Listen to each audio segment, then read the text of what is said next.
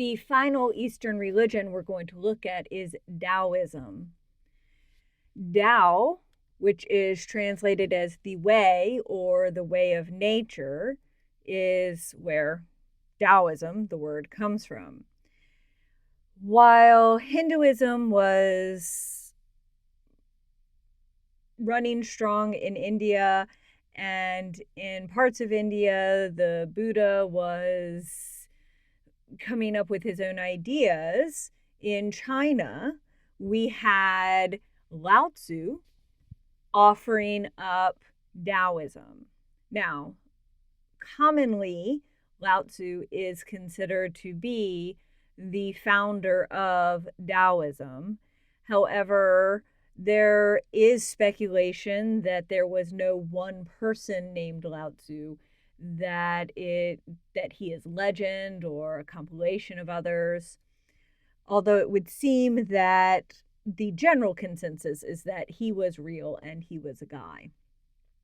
And he wrote the Tao Te Ching, which is the fundamental text of Daoism.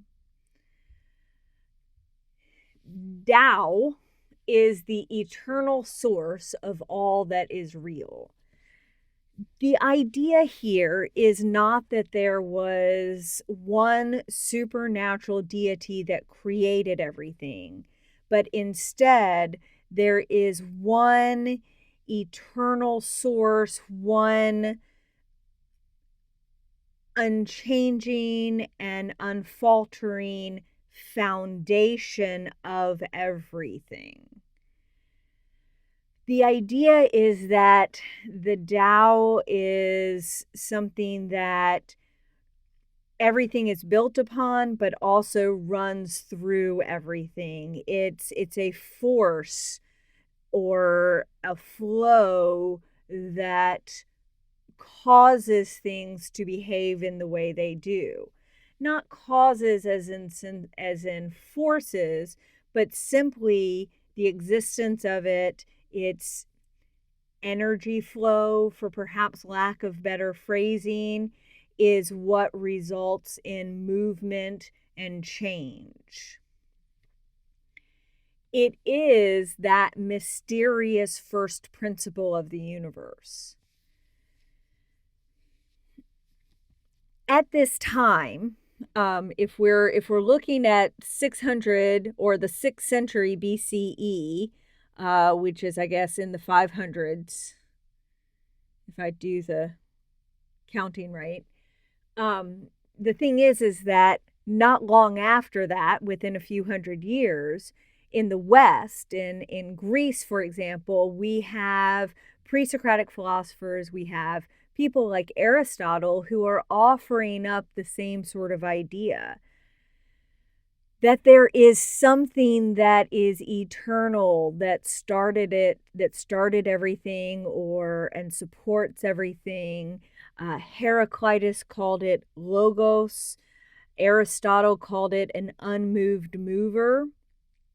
And this, of course, unmoved mover was eventually renamed God by Judeo-Christianity. So Taoism is the idea that there is this thing, this way or way of nature that underpins everything, but also flows through everything. Pantheism is this notion that God is the universe. Well, Taoism wouldn't go so far as to say it's God, but there is something that flows through the universe.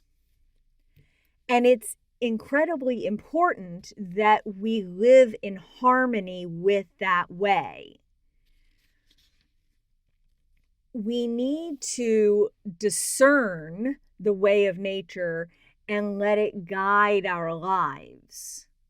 Okay, I need to learn, or at least to find a way to detect that flow of the Tao, and I need to work in harmony with it.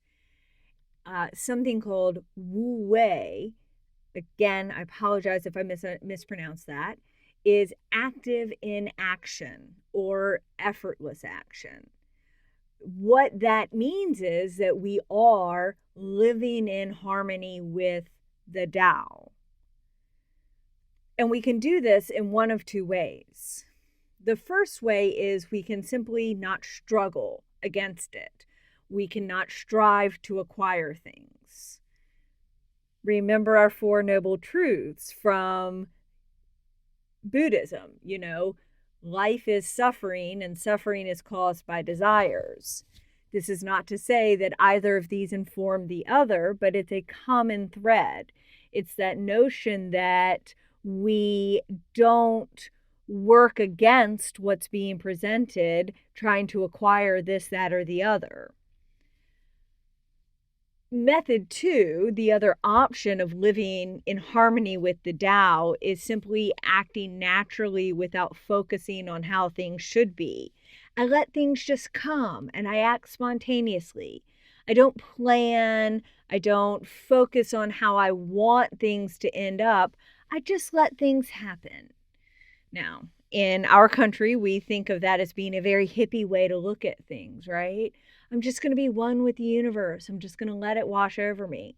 But this is an idea that actually dates back 2,000 years. This notion that I'm not going to focus on how I want things to be. I'm going to simply act and trust that I am moving with the flow. I'm moving with the Tao. What we see from all three of these Eastern religions is that there is a focus not on necessarily serving one individual deity, doing what we believe he says, but instead focusing on how to gain wisdom from the universe. So we can see the stark contrast between these religions and Western religions of Judaism, Christianity, and Islam.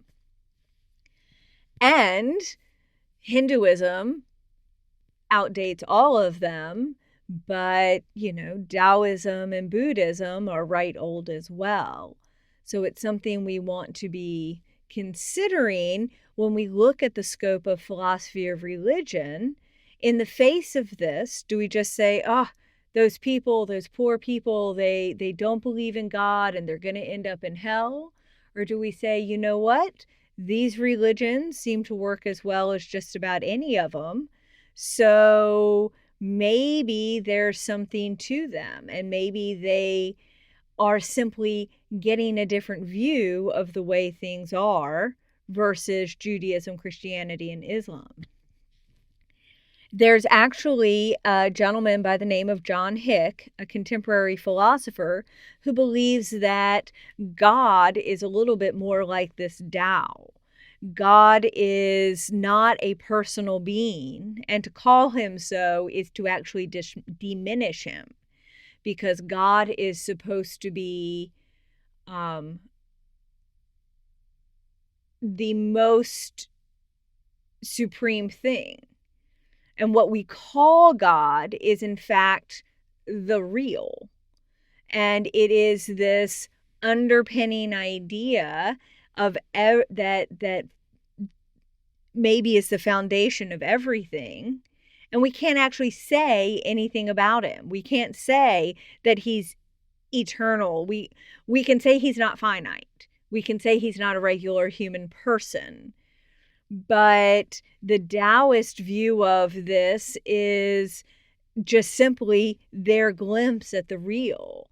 What we call God is our glimpse of the real. The Hindus' view is their glimpse of the real. And it is that we all pull from in regards to our religious belief system. Something to think about. Okay, well, if you have any questions, please feel free to rewind, re-listen, and email me. Just tell me who you are in your email. Have a great week.